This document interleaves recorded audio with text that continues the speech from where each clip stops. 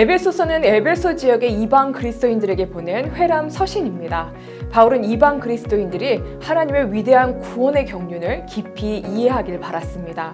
그리고 그 이해의 기초에서 그리스도인으로서 더 성숙하고 성장하기를 바라는 마음으로 이 서신을 기록했습니다. 에베소서는 크게 두 부분으로 나뉩니다. 1장부터 3장은 하나님의 구원의 경륜을 설명합니다. 이어지는 4장부터 6장은 구원받은 성도가 가져야 할 새로운 삶의 방식에 대해 다룹니다. 바울은 창세전부터 구원의 역사를 계획하신 하나님을 찬양합니다. 이러한 하나님의 구원 계획은 그리스도 안에서 이미 성취되었고 성령께서 보증하셨음을 밝히는데요. 성도는 성부 하나님의 선택과 성자 하나님의 구속과 성령 하나님의 인치심을 통해 교회의 지체가 된 것입니다. 바울은 성도 한 사람이 구원받은 것이 결코 사소한 일이 아니라 삼위 하나님께서 창세전부터 긴밀히 개입하심으로 이루어진 위대한 사건임을 밝힙니다. 과거 이방인들은 하나님의 언약에서 소외된 사람들이었습니다. 이들은 하나님의 백성과 상관없는 본질상 진노의 자녀였습니다. 그러나 이제 그리스도 안에서 구속받은 자들은 이방인이건 유대인이건 차별이 없습니다. 예수 그리스도의 십자가는 유대인과 이방인을 가로막던 율법의 담을 허물었고 인간과 하나님의 사이를 가로막던 죄의 장벽을 허물었습니다. 예수 그리스도가 십자가에서 이루신 이 화평으로 인해 유대인이나 이방인이 이제 그리스도 안에서 모두 하나가 된 것입니다. 이제 구원받은 성도들은 누구나 영광스러운 교회의 일원이 됩니다. 바울은 교회를 그리스도의 몸에 비유합니다. 예수 그리스도는 교회 머리가 되시고 각각의 성도들은 그리스도와 한 몸을 이루는 지체입니다. 예수 그리스도의 충만하심이 교회를 이루는 모든 지체들에게 흘러가고 각각의 지체들이 서로를 인내와 사랑으로 용납할 때 교회는 아름다운 연합을 이룰 수 있습니다. 이러한 연합은 세상 어디에서도 볼 수 없는 고귀한 영적 연합인데요.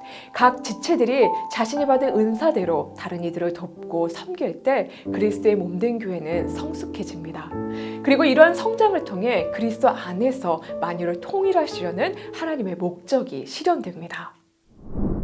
하나님은 구속의 비밀과 계시를 교회 안에 두셨습니다. 하늘의 권세자들과 통치자들도 교회를 통해 하나님의 뜻을 알게 하셨는데요.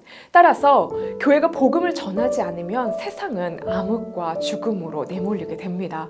특별히 바울은 이방인들이 그리스도 예수 안에서 유대인과 동등한 상속자가 되게 하시려는 하나님의 경륜을 깨달았습니다. 그리고 이 사실을 이방인에게 전하기 위해 일꾼이 되었다고 고백합니다. 이제 바울은 교회의 지체이자 구원받은 성도가 따라야 할 새로운 삶의 방식에 대해 이야기하는데요.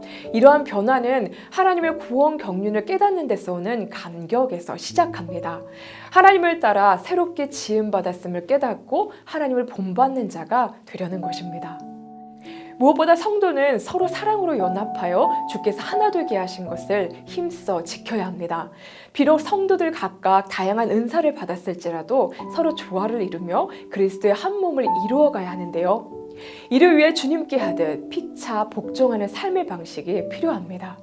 이 원리는 부부관계, 부모와 자식관계, 주인과 종을 포함한 모든 관계에 적용될 수 있는데요.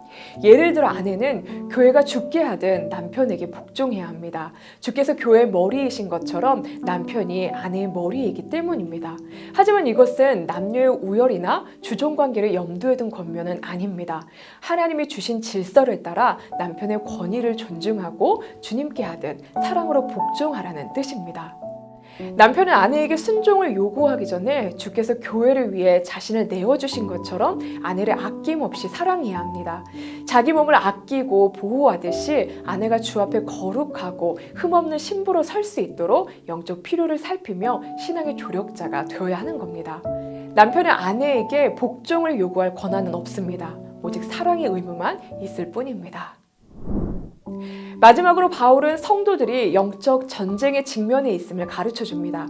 성도들의 싸움의 상대는 보이지 않는 영적 세력들입니다. 이것은 구원받은 성도의 삶이 단지 윤리적 차원뿐만 아니라 영적인 차원에서도 새로워져야 함을 의미합니다. 바울은 이 영적 전쟁에서 이기기 위해 하나님의 전신갑주를 입으라고 말씀합니다.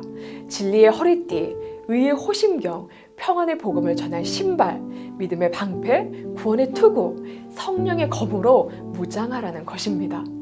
무엇보다 이렇게 하나님의 전신갑주로 무장한 뒤에는 항상 늘 깨어 기도하는 일이 반드시 필요합니다. 바울은 에베소서를 통해 우리를 성도의 거룩한 삶으로 초대합니다. 에베소서를 읽으며 하나님의 구원의 경륜을 깊이 깨달으시고 그 감격에 힘입어 부르심에 합당한 삶을 살게 되시길 바랍니다. 에베소서를 좀 더 자세히 알고 싶으신 분들은 레츠 통독 에베소서를 누르시고 직접 읽어보시길 바랍니다.